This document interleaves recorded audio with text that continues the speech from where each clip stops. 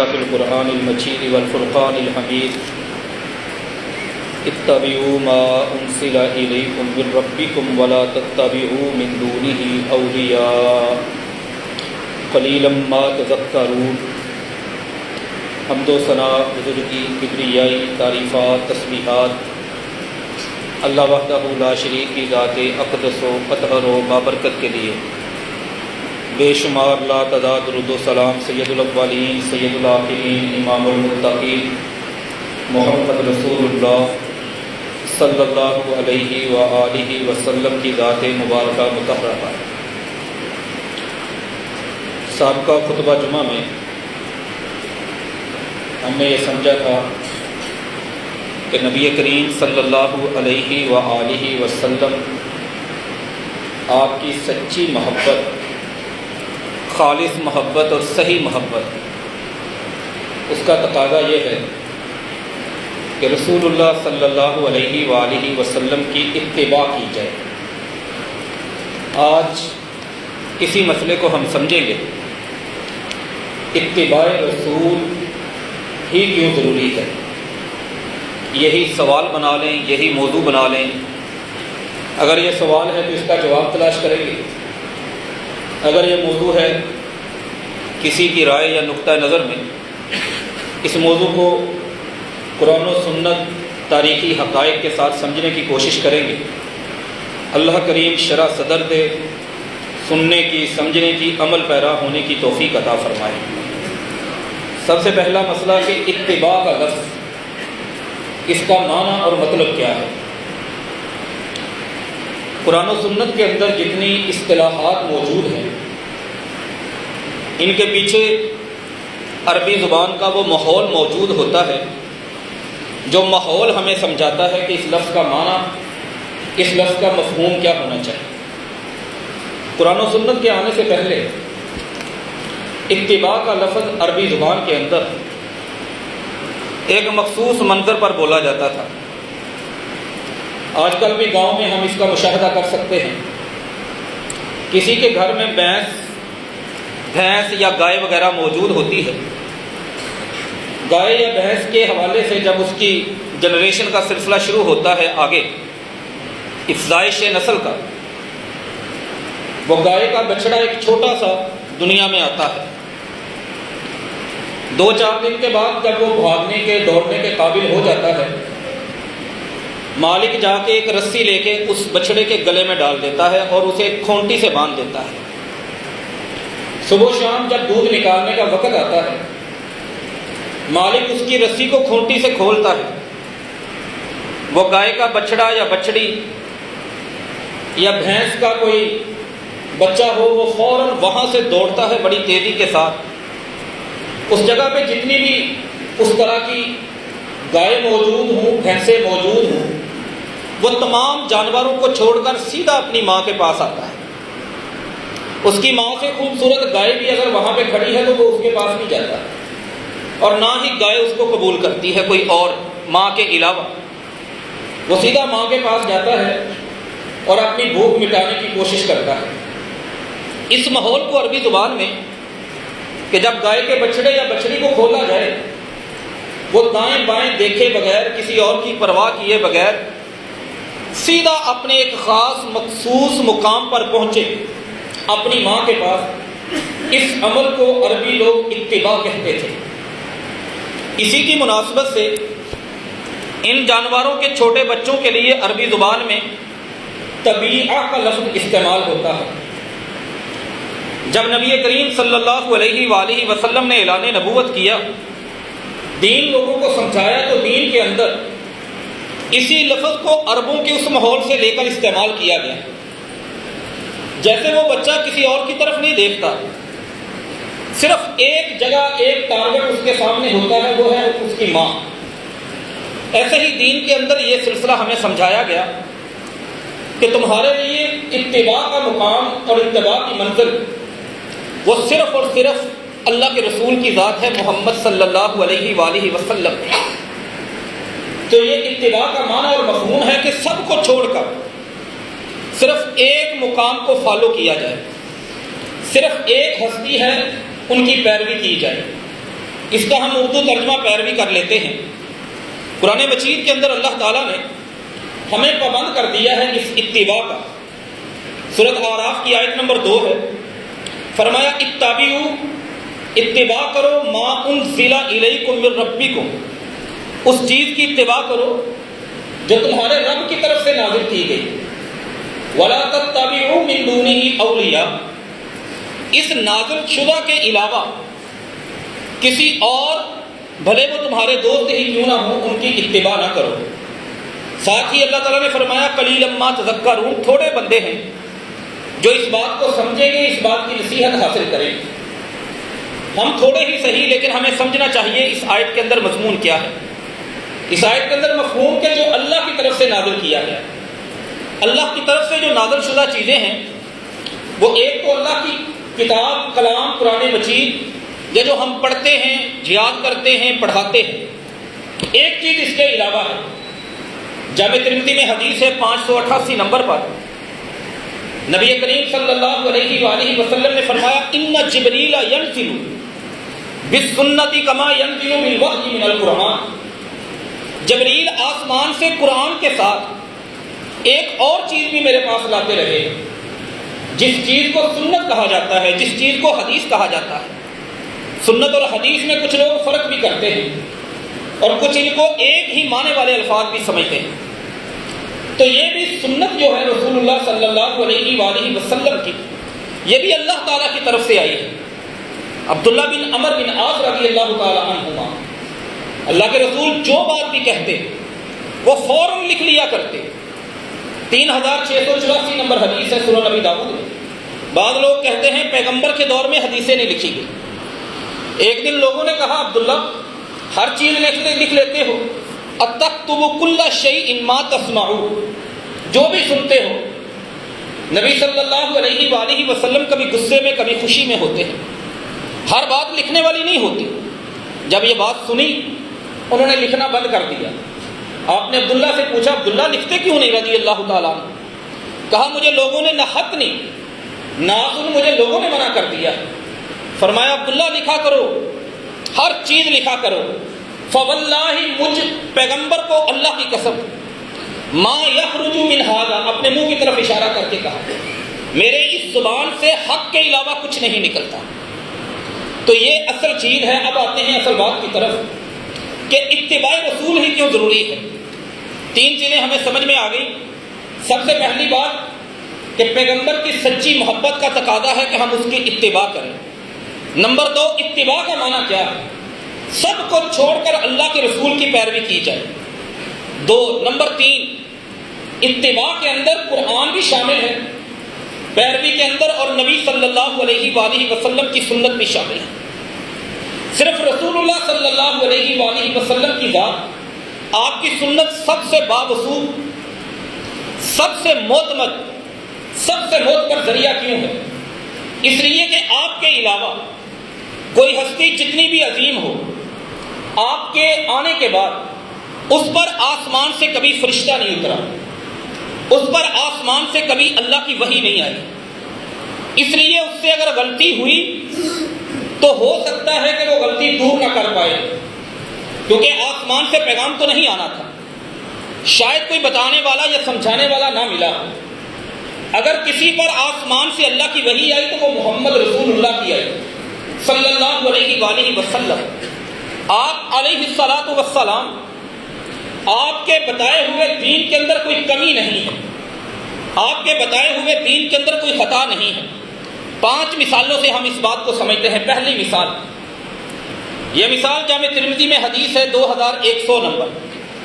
سیدنا ابوبکر صدیق رضی اللہ تعالی عنہ ایک دن بیٹھے ہیں، ایک عورت آئی، جاءت الجدہ، دادی یا نانی لگتی ہے کسی، آ کے کہتی ہے ابوبکر صدیق ان ابنی قد مات، میرے پوتے کی وفات ہو گئی ہے، اس کی وراثت میں سے جو میرا حصہ بنتا ہے وہ میرا حصہ مجھے چاہیے۔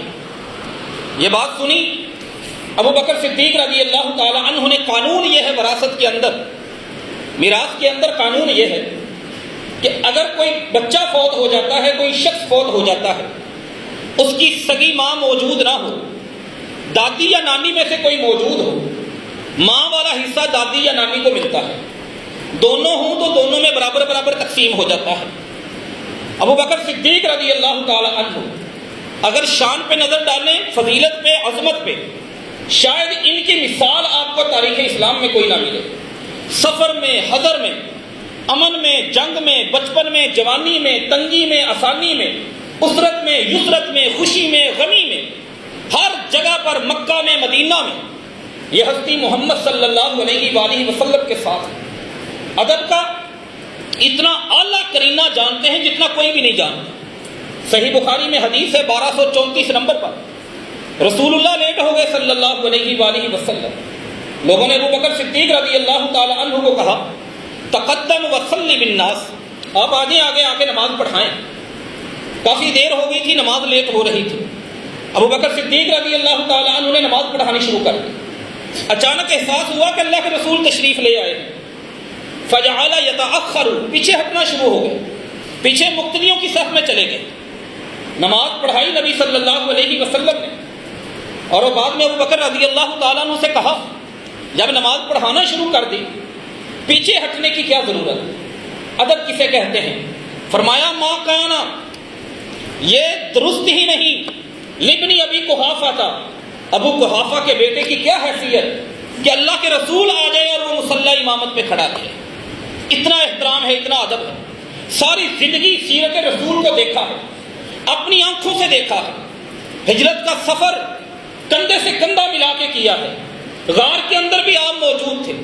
اس کے باوجود اس موقع پر اس خاتون کو کہا ما اجد لکی فی کتاب اللہ شیئا، اللہ کی کتاب کے مطابق، پیغمبر کے دین کے مطابق تیرے پوتے کی وراثت یا تیرے نواسی کی وراثت میں سے تیرا کوئی حصہ نہیں بنتا۔ اسی مجلس میں ایک بندہ کھڑا ہوا، فقام المغیرہ بن شعبہ، مغیرہ بن شعبہ ہے رضی اللہ تعالیٰ، کہا مجھے اجازت ہے بات کرنے کی، مسلمانوں کے خلیفہ بن چکے تھے۔ ہاں جی آپ بولنے کیا کہنا چاہتے ہیں؟ فرمایا میں اللہ کے رسول کے ایک مسئلے کو جانتا ہوں، میرے نبی محمد صلی اللہ علیہ وسلم نے اسی طرح ایک آنے والی خاتون دادی یا نانی قد آتاہ السدس، اس کو چھٹا حصہ دیا تھا۔ ابو بکر صدیق رضی اللہ تعالی عنہ نے کہا حل معک غیر، کوئی اور بندہ ہے جو اس بات کی گواہی دے؟ فقام محمد بن مسلمہ، محمد بن مسلمہ کھڑے ہوئے رضی اللہ تعالیٰ عنہ، آنا میں بھی موجود تھا اس مجلس میں، اللہ کے رسول نے واقعہ ہی چھٹا حصہ دیا تھا۔ ابو بکر صدیق رضی اللہ تعالیٰ عنہ نے اپنی اس بات کو واپس لیا اور انہیں کہا کہ آپ کو چھٹا حصہ ملے گا آپ کے پوتے یا نواسے کی وراثت میں سے۔ اتنی عظیم ہستی جو ہر سفر میں ہر جگہ پر پیغمبر کے ساتھ ہیں، اگر دین کی ایک بات ان سے بھی پوشیدہ رہ سکتی ہے تو ہمارے آج کے مفتی صاحب سے نہیں رہ سکتی، ہمارے آج کے امام سے کوئی بات پوشیدہ نہیں رہ سکتی۔ ہم جس کے ساتھ بڑی محبت کرتے ہیں، دین کو اسکالر سمجھ کر، اس سے کوئی بات پوشیدہ نہیں رہ سکتی، یقیناً رہ سکتی ہے۔ اور ہمارے سامنے ہمارا رویہ کیا ہے، جیسا کہ ہم بخوبی جانتے ہیں، کوئی بھی بات آ جائے، دین کی ثابت شدہ میرے پیغمبر کی سنت آ جائے، ہمارا سب سے پہلا یہ ہے کہ ہم تجزیہ کرتے ہیں کہ میرے مولوی صاحب کرتے ہیں کہ نہیں۔ اگر کوئی ہم جیسے بڑے جو لوگ بڑے علماء جن سے ہم پڑھے ہیں ان کے ساتھ وابستہ ہے تو میں دیکھوں گا کہ میرے استاد نے یہ کام کیا ہے کہ نہیں، میرے امام نے یہ کام کیا ہے کہ نہیں، اسی کے مطابق ہم فیصلہ کرتے ہیں۔ امام یا مفتی سب قابل احترام ہیں، علماء سب قابل احترام ہیں، لیکن دین کی بات اگر ابو بکر رضی اللہ تعالی عنہ جیسی شخصیت سے پوشیدہ رہ سکتی ہے تو کسی سے بھی رہ سکتی ہے۔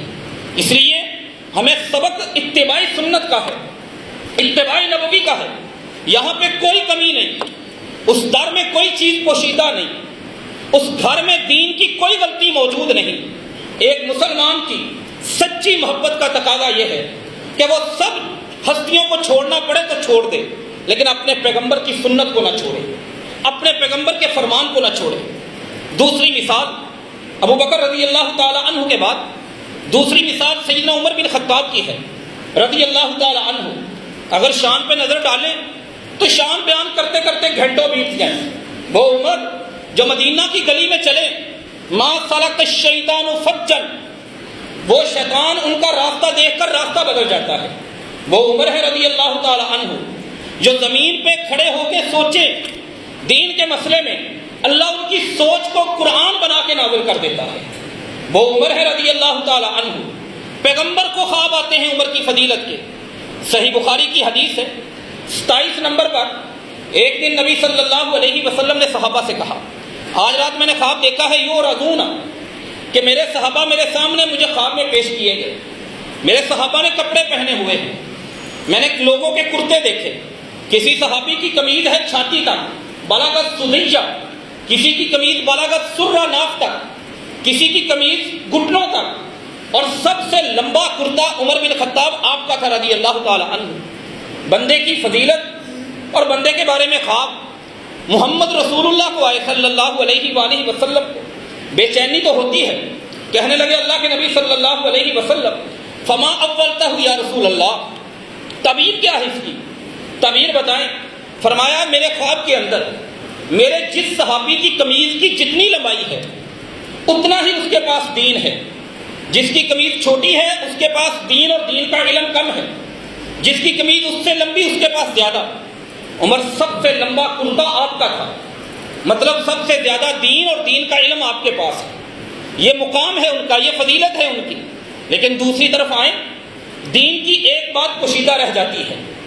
صحیح مسلم کے اندر حدیث ہے 2154 نمبر پر، خلیفہ بنے اپنے گھر میں موجود تھے، دروازے پہ اچانک دستک ہوئی، ساتھ ہی آواز آئی السلام علیکم، پھر دستک ہوئی، پھر آواز آئی، پھر دستک ہوئی، پھر آواز آئی۔ غلام کو کہا جاؤ باہر جا کے دیکھ کے آؤ بندہ کون ہے۔ وہ گیا دیکھنے کے لیے، بندہ وہاں پہ کوئی موجود نہیں تھا۔ آ کے اس نے خبر دی کہ باہر تو کوئی بھی موجود نہیں، البتہ آواز 3 مرتبہ ضرور آئی ہے۔ عمر بن خطاب رضی اللہ تعالی عنہ سے ابو موسیٰ اشعری کی ملاقات ہوئی رضی اللہ تعالیٰ عنہ، صحابی رسول، بڑے قابل اعتبار۔ اللہ کے رسول صلی اللہ علیہ وسلم نے اپنی زندگی میں یمن کے علاقے کا گورنر بنایا تھا ان کو۔ آئے جب ملاقات ہوئی، عمر بن خطاب کو کہنے لگے میں کل آپ سے ملنے کے لیے آیا تھا، جئت بالامس، لیکن آپ نے 3 مرتبہ میں نے اجازت مانگی، رسپانس نہیں ملا، میں واپس چلا گیا۔ عمر بن خطاب کہنے لگے اچھا آپ ہیں جو کل 3 مرتبہ سلام کہہ کے گئے؟ جی میں ہی ہوں۔ فرمایا تم مجھے یہ بتاؤ فلوما استأذنت بعدہ، آپ وہاں پہ رکے کیوں نہیں؟ آپ نے 4تھی مرتبہ مجھ سے اجازت کیوں نہیں مانگی؟ ابو موسیٰ اشعری رضی اللہ تعالیٰ عنہ کہنے لگے لی حدیث رسول اللہ، نبی صلی اللہ علیہ وآلہ وسلم کے فرامین کی وجہ سے، آپ کی تعلیم کی وجہ سے آپ کا حکم ہے کہ الاستئذان الثلاث، اجازت 3 مرتبہ لی جائے گی کسی مسلمان دوسرے مسلمان سے۔ اگر 3 مرتبہ کے بعد اجازت نہیں آتی، گلا شکوہ نہیں، اعتراض نہیں، تانے نہیں، خاموشی سے واپس چلے جائے۔ وہ بھی مسلمان ہے، اس کے بھی حقوق ہیں، اس کی پرائیویسی ہے، ہو سکتا ہے وہ نہ ملنا چاہتا ہو، میں تو حدیث پہ عمل کر کے چلا گیا ہوں۔ سیدنا عمر بن خطاب رضی اللہ تعالیٰ عنہ کہنے لگے کہ جو بات کر رہے ہو مجھے اس بات کا ثبوت چاہیے، اور اگر ثبوت نہ ملا لَأُوجِئَنَّ ظَهْرَكَ وَبَطْنَكَ، میں کوڑا اٹھاؤں گا، آپ کی پشت پر بھی ماروں گا، آپ کے پیٹ پر بھی ماروں گا، اور میں ایسی سزا دوں گا ساری زندگی یاد رکھو۔ شام کو عشاء کی نماز میں نے پڑھانی ہے، منبر کے پاس بندہ موجود ہونا چاہیے۔ ابو موسیٰ اشعری رضی اللہ تعالیٰ عنہ گورنر رہ چکے تھے یمن، ڈر گئے، گھبرا گئے، بھاگے وہاں سے۔ صحابہ کی مجلس، انصار کی مجلس تھی، 2153 2154 نمبر حدیث صحیح مسلم، وہاں پہ پہنچے، فسلم علیہم السلام علیکم، ابو سعید خدری موجود ہے رضی اللہ تعالیٰ عنہ، کہا کأنہ مذعور، کہا بڑے گھبرائے ہوئے ہو، خیریت ہے؟ کہا یہ مسئلہ ہوا ہے۔ عمر بن خطاب رضی اللہ تعالیٰ عنہ نے بڑی سختی کی ہے، یہ الفاظ کہے ہیں۔ وہ کہنے لگے کوئی مسئلہ نہیں، ہم یہاں پہ موجود ہیں، یہ حدیث تو میں نے بھی سنی ہے۔ ابی بن کعب رضی اللہ تعالیٰ عنہ غصے میں آ گئے، کہا یہ حدیث تو میں نے بھی سنی ہے۔ 2-3 بندے ہنسنے لگے۔ ابی بن کعب رضی اللہ تعالیٰ عنہ نے کہا مسلمان بھائی ڈر کے آیا ہے، تم مذاق اڑاتے ہو اس کا؟ کسی نے ہنسنا نہیں، چلو میرے ساتھ۔ ابی بن کعب رضی اللہ تعالیٰ عنہ نے شام کا انتظار کیے بغیر فوراً ان کا ہاتھ پکڑا عمر بن خطاب کی خدمت میں۔ اس عظیم ہستی امیر المومنین خلفائے راشدین میں سے ہیں، نبی صلی اللہ علیہ وآلہ وسلم کی نبوت والی اکیڈمی، نبوت والی مجلسوں میں بیٹھنے والے ہیں، ان کے پاس آ گئے۔ آپ نے یہ الفاظ کہے، ابو موسیٰ اشعری رضی اللہ تعالیٰ عنہ کو کہا ہاں عمر بن خطاب کو کہا لا تکن عذابا علی اصحاب رسول اللہ، آپ امیر المومنین ہیں رہیں، لیکن نبی کے صحابہ پر اس طرح کے سخت الفاظ نہ استعمال کریں، عذاب سزا والا وہ کردار نہ بنے نبی کے صحابہ پر۔ عمر بن خطاب رضی اللہ تعالیٰ عنہ کیسے امیر المومنین، کیسے حکمران تھے، 22 لاکھ مربع میل سے زیادہ کے حکمران، کہنے لگے آپ کہہ سکتے ہیں یہ نہ تو میں نے کوئی سختی ان پر کی اور نہ میں انہیں سزا دینا چاہتا ہوں، میں تو یہ چاہتا تھا کہ ایک بات انہوں نے بیان کی کہ محمد صلی اللہ علیہ وآلہ وسلم کی یہ تعلیم ہے کہ 3 مرتبہ اجازت لینی ہے، ملے تو ٹھیک ورنہ واپس چلے جاؤ۔ اتثبت ھذا الامر، میں چاہتا تھا کہ میں اس بات کو پوری طرح پختہ کر لوں، شک شبے کی گنجائش ختم کر دوں۔ موضوع سے ہٹ کر 2 باتیں یہاں پہ سمجھ آتی ہیں فقہی طور پر۔ پہلی یہ ہے آپ کسی کے گھر میں بھی جائیں 3 مرتبہ سے زیادہ بیل نہ بجائیں، یہ اسلامی تعلیم ہے۔ کال کرتے ہیں کسی کو 3 مرتبہ کے بعد اگر وہ آپ کی کال اٹینڈ نہیں کرتا تو دوبارہ اسے تنگ نہ کریں۔ اور تیسری بات جو سمجھ آتی ہے کہ بعد میں اس کا گلا بھی نہ پکڑیں، تانے گلے شکوے بھی نہ کریں کہ میں اتنا فارغ ہوں، میرا ٹائم اتنا فری ہے، آپ نواب صاحب میری بات ہی نہیں سنتے۔ اس مسلمان کو حق ہے کہ اگر وہ نہ سننا چاہے تو نہ سنے۔ بہرحال عمر بن خطاب رضی اللہ تعالی عنہ نے کہا میں تو معاملے کو پختہ کرنا چاہتا تھا اور یہ دروازہ بند کرنا چاہتا تھا، کوئی بھی اٹھ کے کہے میرے نبی نے یہ بات کی ہے۔ انہوں نے کہا جی میں ہوں جس نے یہ بات سنی اور یہ واقعہ ہے اس پہ موجود۔ انہوں نے پھر وہ واقعہ بیان کیا۔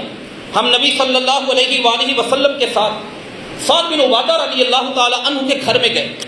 نبی صلی اللہ علیہ وسلم نے فسلم علیہ، دروازے کے باہر کھڑے ہو کے کہا، اجازت مانگی اور سلام کہا، اندر سے کوئی جواب نہیں۔ دوبارہ اجازت مانگی، سلام کہا، کوئی جواب نہیں۔ دوبارہ اجازت مانگی، سلام کہا، کوئی جواب نہیں۔ آپ نے فرمایا قضینا ما علینا، ہماری ڈیوٹی ہم نے ادا کر دی۔ 3 مرتبہ اجازت مانگنے کی، ہو سکتا ہے میرا صحابی مصروف ہو۔ اسی حدیث کا یہ حصہ ہے واقعہ۔ واپس چلتے ہیں۔ جب واپس گئے سعد بن عبادہ دوڑتے ہوئے پیچھے سے آئے رضی اللہ تعالیٰ عنہ۔ اللہ کے رسول صلی اللہ علیہ وآلہ وسلم آپ واپس جا رہے ہیں، آپ کے سلام کی آواز آ رہی تھی۔ میں تو چاہتا تھا بار بار یہ سلامتی کی دعا مجھے ملتی رہے، اس لیے میں جواب دے رہا تھا لیکن بڑا آہستہ سے دے رہا تھا۔ نبی صلی اللہ علیہ وسلم نے وہاں پر یہ قانون بیان فرمایا، الاستئذان ثلاثا، مسلمان سے 3 مرتبہ اجازت لے گا گھر جانے کی، بات کرنے کی، ملنے کی، نہ ملے تو وہ واپس چلا جائے۔ آپ نے نبی ہو کر ان سے کوئی گلا شکوہ نہیں کیا۔ جب یہ صحابہ نے واقعہ سنایا، عمر بن خطاب نے سر پکڑ لیا رضی اللہ تعالیٰ عنہ، کہا الحانی السفر، مجھے دنیا کے کاموں نے مصروف رکھا، میں اپنے پیغمبر کی یہ حدیث نہیں سن سکا۔ اتنی بڑی ہستی جو زمین پہ سوچے اللہ قرآن بنا کے اتار دے، جو مدینہ کی گلی میں جائیں شیطان راستہ بدل کے چلا جائے، جن کے دین کے علم اور دین کی فضیلت کے خواب محمد رسول اللہ کو امام الانبیاء، سید الانبیاء، اتقل اتقیاء، اتقل اتقیاء، اطفل اصفیاء محمد مصطفیٰ صلی اللہ علیہ وآلہ وسلم کو نظر آئے، اگر ان سے دین کی بات پوشیدہ رہ سکتی ہے تو باقی لوگوں سے بھی رہ سکتی ہے۔ یہی ہمارے اختلاف کی وجہ ہے۔ ہم صرف ایک بندے کا تعین کرتے ہیں، وہ بندہ کوئی مذہبی ہوتا ہے، وہ اسلامی تاریخ میں کوئی بہت بڑے امام ہو سکتے ہیں، وہ اسلامی تاریخ میں کوئی بہت بڑی ہستی ہو سکتے ہیں، پھر ہم اپنا ایک تصور، ایک کانسیپٹ یہ بناتے ہیں کہ یہ امام جس کو میں فالو کر رہا ہوں، مجھے ان سے جو دین مل رہا ہے وہ مکمل ہے، وہاں پہ کوئی کمی کوئی کمزوری نہیں۔ ادھر سے دائیں بائیں سے آ کے مجھے کوئی بندہ بتاتا ہے کہ بھائی صاحب یہ جو آپ نے چیز دین کی بنائی ہوئی ہے اس پہ عمل کرتے ہیں، یہ حدیث آپ کے عمل کے خلاف، میں کہتا ہوں اٹھا کے لے جاؤ۔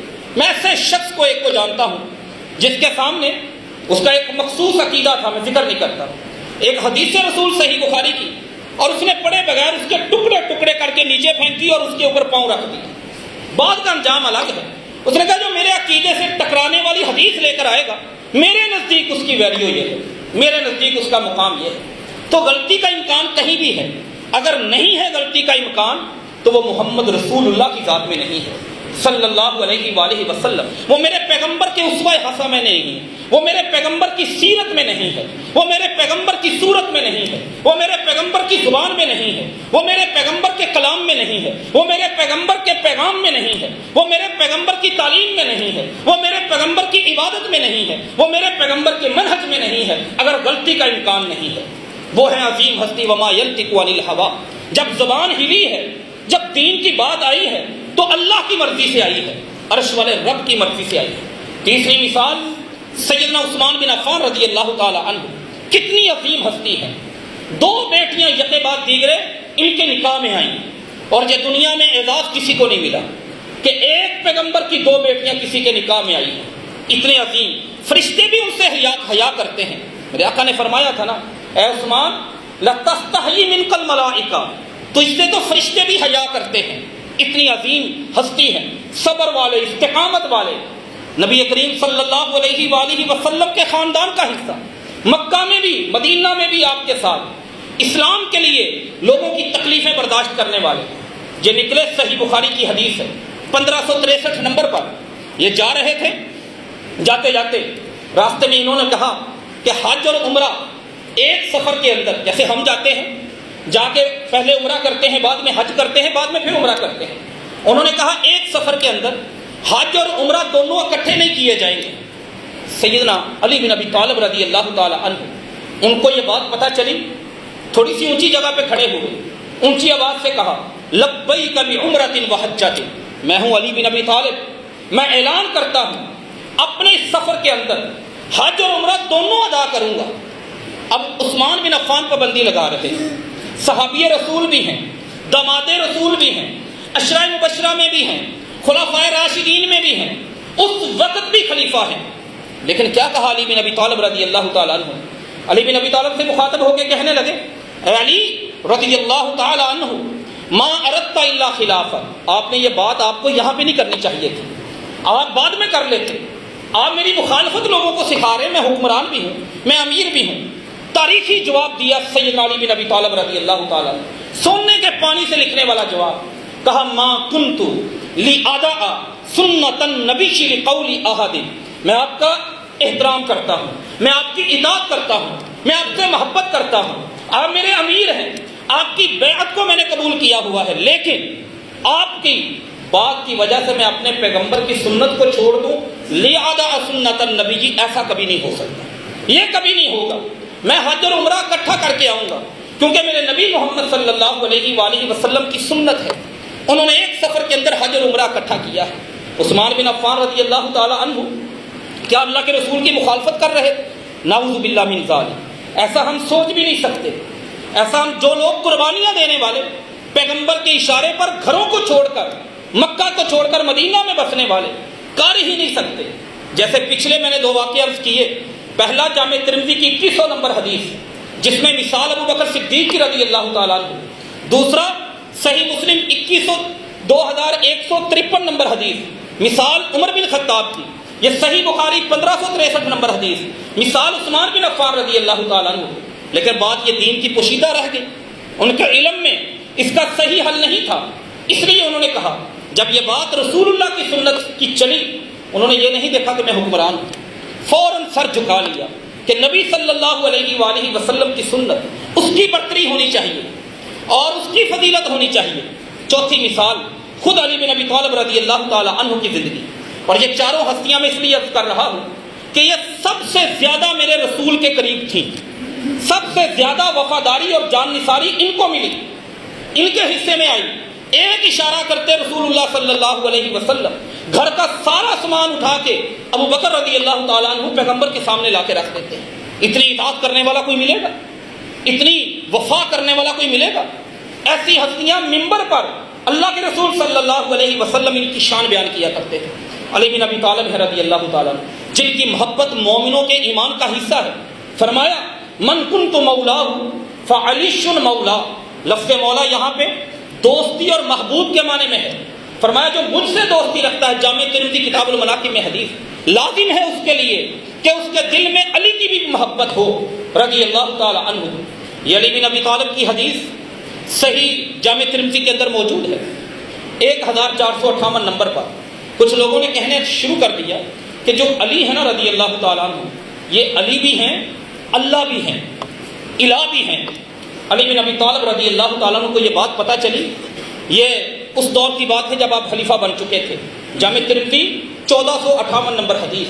آپ نے ان لوگوں کو بلایا، ان کو کھانا کھلایا. فاطعمہم، کھانا کھلانے کے بعد ثم دعاہم، پھر ان کو دعوت دی کہ بھائی یہ بات درست نہیں ہے، یہ تباہ کر دے گی تمہیں بھی مجھے بھی۔ انہوں نے کہا نہیں جی ہم تو کریں گے، ہمیں نظر ہی یہ آتا ہے، ہمیں سمجھ ہی یہ آتا ہے۔ علی بن ابی طالب رضی اللہ تعالی عنہ نے سب کی گردنیں اتروا لی، اور اس کے بعد فحفر لهم الارض، زمین کھدوائی، خندق کھدوائی، ان کی گردنیں، ان کی ڈیڈ باڈی اس میں ڈالی، پھر ان کو آگ لگوا دی۔ یہ نہیں کیا کہ صرف قتل کر دیتے، گردنیں بھی اتاری، پہلے دعوت دی، سمجھایا نہیں، سمجھ آئی بات، پھر گردنیں اتاری، پھر ان کو جلا دیا۔ ان کے سگے چچا کے بیٹے عباس رضی اللہ تعالی عنہما کے کانوں میں یہ بات پڑی کہ علی بن ابی طالب رضی اللہ تعالی عنہ انہوں نے یہ سزا دی ہے۔ انہوں نے فوراً کہا کہ یہ جو آگ کے ساتھ جلانا ہے اس کی اجازت دین کے اندر کسی بندے کو نہیں، یہ جائز نہیں، کیونکہ نبی صلی اللہ علیہ وسلم نے فرمایا لا تعذبوا بعذاب اللہ، آگ سے جلانا صرف اللہ کا حق ہے، صرف اللہ کا حق ہے کہ کسی کو آگ سے جلائے، اور کسی کو یہ حق نہیں۔ اگر میں ہوتا لم اکن لأحرقہم، میں کبھی آگ میں نہ جلاتا، میں صرف ان کو قتل کرتا، کیونکہ یہ مرتد کے حکم میں تھے۔ سیدنا علی بن ابی طالب باتیں پہنچتی ہیں، سفر کرتی ہیں، کسی نے سن کر فوراً علی بن ابی طالب کو بتایا جا کے رضی اللہ تعالی عنہ، آپ کے چچا کے بیٹے، آپ کے سب سے بہترین وزیر اور سب سے بڑے دینی اسکالر عبداللہ بن عباس نے آپ پر فتویٰ لگایا ہے رضی اللہ تعالی عنہ کہ آپ کا یہ عمل درست نہیں، اور ساتھ حدیث بھی بیان کی ہے۔ جب حدیث کے الفاظ سنے، اس کا مفہوم سامنے نظر کے اندر رکھا، سمجھا، فوراً کہنے لگے صدق ابن عباس، عبداللہ بن عباس نے سچ کہا ہے، مجھ سے غلطی ہو گئی، عبداللہ بن عباس نے سچ کہا، مجھ سے کمی ہو گئی، مجھ سے کمزوری ہوئی ہے۔ یہ علی بن ابی طالب ہے رضی اللہ تعالی عنہ۔ اگر ان جیسی عظیم ہستیاں جو اس دور میں موجود تھیں، سب سے قریب تھی رسول اللہ صلی اللہ علیہ وآلہ وسلم سے، ان سے دین کے کوئی پہلو پوشیدہ رہ سکتے ہیں، مخفی رہ سکتے ہیں، نظروں سے اوجھل رہ سکتے ہیں، کسی کے بتانے پر بات پتہ چل رہی ہے کہ یہ بھی اللہ کے نبی کا فرمان ہے، آج میرا علم بھی ایسا ہو سکتا ہے، ہم سب کی کیفیت ایسی ہو سکتی ہے کہ ہم نے اپنا ایک دین کی معلومات اکٹھی کر کے اس کے بعد کوئی بندہ ہمیں بتا دے کہ بھائی یہ تمہارے پیغمبر کی سنت ہے، یہ تمہاری زندگی میں موجود نہیں، یہ تمہارے پیغمبر کی تعلیم ہے، یہ تمہاری زندگی میں موجود نہیں، فوراً اس حدیث کو ویریفائی کریں، اس حدیث کو جانچیں پرکھیں محدثین کے اصول کے مطابق، وہ میرے آقا کی سنت ثابت ہو رہی ہے کہ نہیں۔ اگر ہو رہی ہے تو پھر اتباع اسے کہتے ہیں کہ سب چیزیں چھوڑ کر جتنے بھی ائمہ ہیں، امام ابو حنیفہ، نعمان بن ثابت رحمۃ اللہ علیہ، اللہ ان کی قبر پر اپنی رحمت فرمائے، امام شافعی ابو عبداللہ محمد بن ادریس الشافعی رحمۃ اللہ علیہ، اللہ ان کی قبر پر اپنی رحمت فرمائے، امام احمد بن حنبل الشیبانی رحمۃ اللہ علیہ، اللہ جنت میں اعلیٰ مقام عطا فرمائے، امام مالک رحمۃ اللہ علیہ، ان سب سے عظیم امام اور ان کے اساتذہ میں آنے والے امام مالک رحمۃ اللہ علیہ، انہی کے ساتھ آج پورے مسلم دنیا میں آپ چلے جائیں، لوگ ایک دوسرے کے پیچھے نماز نہیں پڑھتے، کیوں؟ یہ شافعی مسلک کا حامل ہے، میں حنبلی ہوں، میری اس کے پیچھے نہیں ہوتی، یہ حنفی ہے، میں شافعی ہوں، میری اس کے پیچھے نہیں ہوتی، نکاح تک کی باتیں لکھی ہوئی ہیں کہ رشتے نہ کرو، اب کتابوں کے اندر یہ کن لوگوں نے کی؟ ان اماموں نے کہی، اللہ کی قسم ان اماموں نے یہ باتیں نہیں کہی، پھر بھی ہم سیکٹیرین وائلنس کا شکار ہیں، فرقہ واریت میں الجھے ہوئے ہیں۔ جس جگہ پہ اکٹھے ہو سکتے تھے، جس جگہ پہ جمع ہو سکتے تھے، اتفاق، اتحاد، جگانگت، وحدت مسلمانوں کی ممکن تھی، وہ اتباع رسول پر ممکن تھی، اتباع سنت پر ممکن تھی، لیکن ہم نے ان کے سہارے اگر ان ائمہ کی زندگیوں کو پڑھے، امام ابو حنیفہ رحمۃ اللہ علیہ، نعمان بن ثابت، حاشیہ ابن عابدین، ٹائٹل پہ یہ بات لکھی ہوئی ہے، صفحے کے اوپر لکھی ہے، انہوں نے کہا اذا صح حدیث فہو مذہبی۔ کسی نے پوچھا تھا کہ آپ کا مذہب کیا ہے؟ امام ابو حنیفہ رحمۃ اللہ علیہ نے فرمایا میرے پیغمبر کی جو حدیث بھی صحیح آ جائے وہ امام ابو حنیفہ کا مذہب ہے، اس پر عمل شروع کر۔ ایک دن اپنے شاگرد کو دیکھا، امام ابو یوسف رحمہ اللہ تعالی، دیکھا کہ وہ لکھ رہے تھے، کیا لکھتے ہو؟ کہا استاد محترم جو آپ کہتے ہیں میں وہی لکھتا ہوں۔ الایقاظ کتاب کے اندر صفحہ 50 کے اوپر صحیح سند سے ان کا یہ فتویٰ موجود ہے۔ فرمایا وہی ہے، لا تکتب، نہ لکھا کر میری ہر بات۔ کیوں استاد محترم؟ آپ کی باتیں تو میں نے لکھی نہیں ہیں۔ انہوں نے کہا نہ لکھا کر، اس لیے کہ میں ایک فتویٰ دیتا ہوں، بعد میں میرے نوٹس میں، میرے علم میں کچھ چیزیں آتی ہیں کہ میرا فتویٰ درست نہیں، میں فوراً اپنا فتویٰ واپس لے کر اس حدیث کے مطابق فتویٰ دے دیتا ہوں۔ ان اماموں کا تو سبق یہ تھا جن کی شخصیت ان سے ہم نے بے پناہ محبت کرتے ہوئے سنت کو ترک کر دیتے ہیں، سنت سے دور چلے جاتے ہیں۔ امام مالک رحمۃ اللہ علیہ کی آخری بات مدینہ میں بیٹھے درس حدیث دے رہے تھے، ایک بندہ آیا، اس نے کہا کتاب ہے الجرح والتعدیل، صفحہ نمبر 31 اور 30 پر یہ واقعہ موجود ہے امام ابن ابی حاتم ابن وہب کی سند سے۔ اس نے کہا جی امام صاحب میں نے ایک مسئلہ پوچھنا ہے، دنیا کے اندر پہلی حدیث کی باقاعدہ کتاب موطا امام مالک انہوں نے لکھی۔ ہاں جی پوچھیں مسئلہ کیا ہے؟ انہوں نے کہا جب بندہ وضو کرتا ہے، پاؤں دھوتا ہے، پاؤں کی انگلیوں کا خلال کس طرح کرنا چاہیے؟ امام مالک رحمۃ اللہ علیہ کہنے لگے اس کے بارے میں دین نے کوئی پابند نہیں کیا، باؤنڈ نہیں کیا، جیسے مرضی انگلیوں کا خلال کر لو۔ ابن وہب کہتے ہیں میں بیٹھا رہا، جب حتی خف الناس لوگ چلے گئے، میں گیا، میں نے کہا استاد محترم اگر اجازت ہے تنہائی میں ادب ہے، اہل علم کا، علماء کا، ائمہ کا ادب ہم پر لازم ہے۔ کہا ایک بات کرنا چاہتا ہوں، آپ نے یہ بات کہی کہ کوئی دین نے پابند نہیں کیا۔ جی میں نے یہی کہا۔ انہوں نے کہا میں ایک حدیث سناؤں؟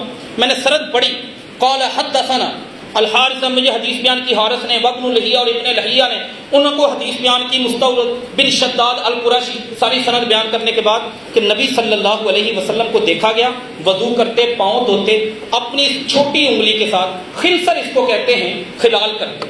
اگلی مجلس لگی، امام مالک رحمۃ اللہ علیہ نے فوراً لوگوں کو کہا پچھلی مجلس میں نے عدم علم کی بنیاد پہ فتویٰ دیا تھا جیسے مرضی پاؤں دھو لو، انگلیوں کا خلال اس میں کوئی پابندی نہیں، لیکن ایک بندے نے مجھے حدیث سنائی، میں اپنا فتویٰ واپس لیتا ہوں، پیغمبر کی حدیث کے مطابق تمہیں حکم دیتا ہوں جب وضو کرو پاؤں دھو، چھوٹی انگلیوں کے ساتھ خلال کرو۔ ائمہ کی یہ تعلیم ہے، ائمہ کا یہ کردار ہے کہ پیغمبر کی بات آ جائے پھر دائیں بائیں نہیں، یہی اتباع رسول اس کو کہا جاتا ہے۔